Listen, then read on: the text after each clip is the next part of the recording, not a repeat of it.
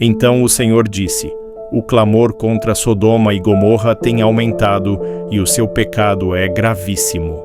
Gênesis 18:20. Olá, meus irmãos, a graça e a paz do Senhor Jesus a todos.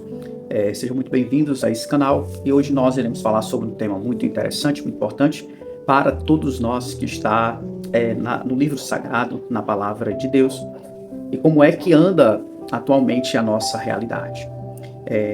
Existem muitos momentos na nossa vida em que nós devemos refletir e se aproximar de Deus, e esse é o grande momento que a igreja tem, que o povo, a humanidade tem, de se achegar a Deus diante de tanto caos, de tanta calamidade, de tanta injustiças. E quando nós olhamos para essa situação e fazemos inferência dentro da palavra de Deus, e veja, Deus não relativiza nada.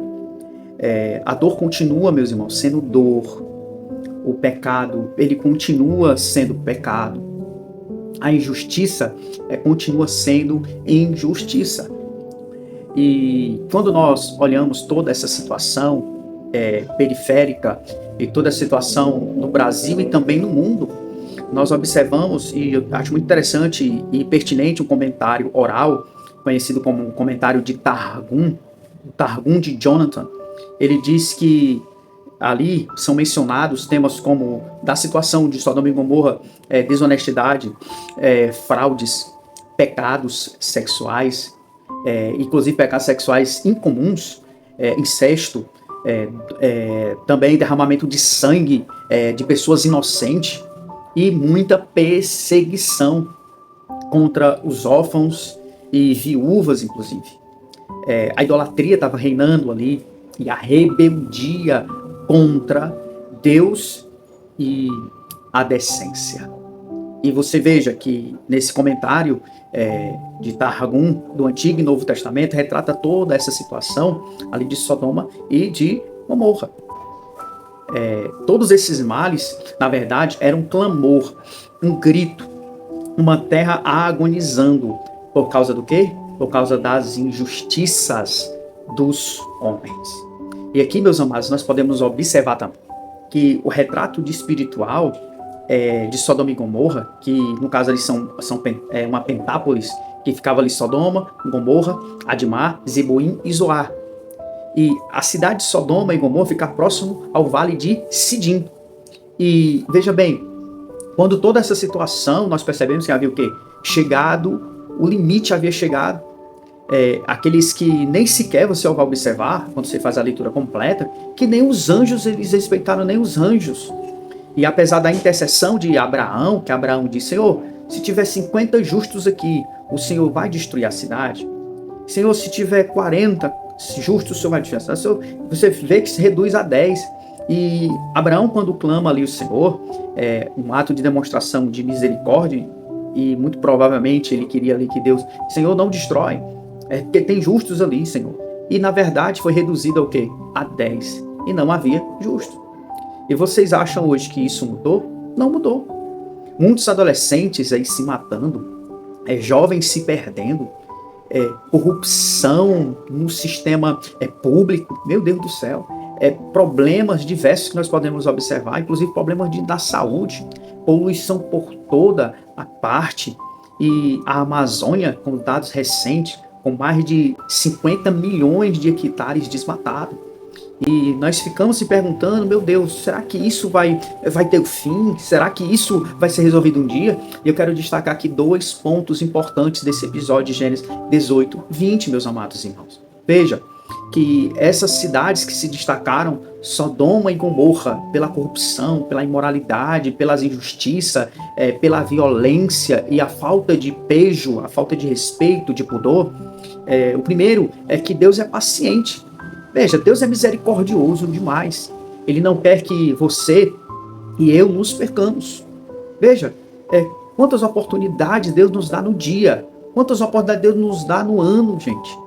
E eu quero trazer um texto aqui de 2 Pedro, por exemplo, 3:9, diz que o Senhor não retarda a sua promessa. Ainda que alguns a julguem demorada. Veja Nós às vezes, o senhor não está vendo, o senhor não está vendo, o senhor não presencia. Aí Pedro continua, pelo contrário, ele é paciente com vocês, aleluia, não querendo que, veja, não querendo que ninguém pereça, mas que todos, olha aí, todos cheguem ao arrependimento, aleluia. Veja que texto maravilhoso de 2 Pedro, é que Deus, ele deseja, Deus anseia pelo homem, mas o homem tem virado as costas para Deus. E o segundo ponto que eu quero destacar é que haverá sim um fim para tudo isso, porque o clamor, a agonia tem atravessado os céus. E aquele grito silencioso, muitas vezes ignorado pelos homens. Mas eu vou dizer uma coisa para você, mas jamais desapercebido por Deus. O tseacá, que é esse clamor profundo dos oprimidos, injustiçados, dos que sofrem em silêncio, chega ao trono do Altíssimo. Eu quero lhe dizer, não pense que seja em segredo ou em plena luz do dia. Deus não vê, Ele não contempla cada lágrima. Não pense isso, pois Ele contempla cada lágrima e Ele vê e Ele percebe o gemido. Deus conhece a dor, a injustiça. E eu vou dizer, a injustiça hoje ela pode até parecer triunfante e vitoriosa. Mas o Senhor, meus amados irmãos em Cristo Jesus, é justo e não se esquece dos que clamam dia e noite, noite e dia por socorro. Aleluia. Veja que até a natureza, em sua beleza e complexidade, geme em desespero, ela aguarda. Oh, aleluia, junto conosco, junto comigo, com você que me ouve através desse vídeo, o dia da grande redenção. E o que é a grande redenção? É quando tudo será restaurado.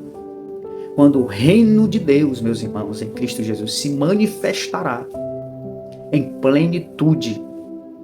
É isso que Paulo aos Romanos, no capítulo 8, versículo 22 ao 23, revela. Eu quero lhe dizer uma coisa. Portanto, este é o tempo de reflexão. Por que eu digo que é o tempo de reflexão?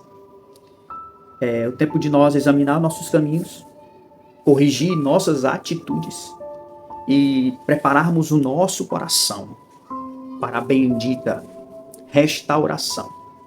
Que vem de onde? Que vem dos céus, que vem da pessoa do nosso Deus, através do nosso Senhor e Salvador Jesus Cristo. É isso que está escrito na palavra de Deus.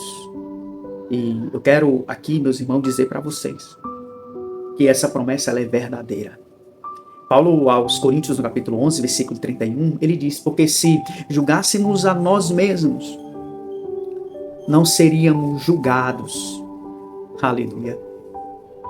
Se nós julgássemos a nós mesmos, não seríamos julgados. Então nós temos que nos observar, fazer uma avaliação, uma introspecção e ver em que nós temos errado como igreja, em que nós temos errado como pastor, em que nós temos errado como presbítero, em que nós temos errado como diácono, como missionário, como jovem que serve no departamento de mocidade, e você que é adolescente, e você que é senhora, avalie. E muitas das vezes nós olhamos para o mundo e vemos tanta injustiça, tanto pecado, tanta maldade no coração do homem, e chegamos a nos perguntar, isso vai ter fim? Eu digo para você que vai, meu irmão. Vai ter fim, sim. Veja, Sodoma e Gomorra, que inclusive tentaram até abusar dos anjos que ali foram enviados à casa de Ló. Veja, eles queriam abusar. E o anjo cegou a todos ali. E eu quero dizer para você que a injustiça, ela parece que está reinando. Parece que o mal, ele tem conseguido avançar cada vez mais. E o inimigo das nossas almas tem até, em alguns casos, achado e encontrado vantagem. Mas eu quero te dizer que vai ter um fim, em nome do Senhor Jesus. Assim como de Seacá, o clamor, o grito, a agonia, o desespero dos males e iniquidades da cidade de Sodoma e Gomorra haviam subido, e Deus, com seu divino juízo, aplicou ali para a correção daquele povo. Esses dias, meus amados, em nome do Senhor Jesus, o juízo de Deus não tardará sobre essa terra. Você que está afastado, desviado, você que está frio, você que está pensando em desistir, eu aconselho a você, não desista. Não troque a sua cruz por nada nesse mundo. Siga Jesus. Eu creio, restauração em nome de Jesus em Israel, no Brasil e no mundo. Que a paz do Senhor Jesus esteja com todos e até breve.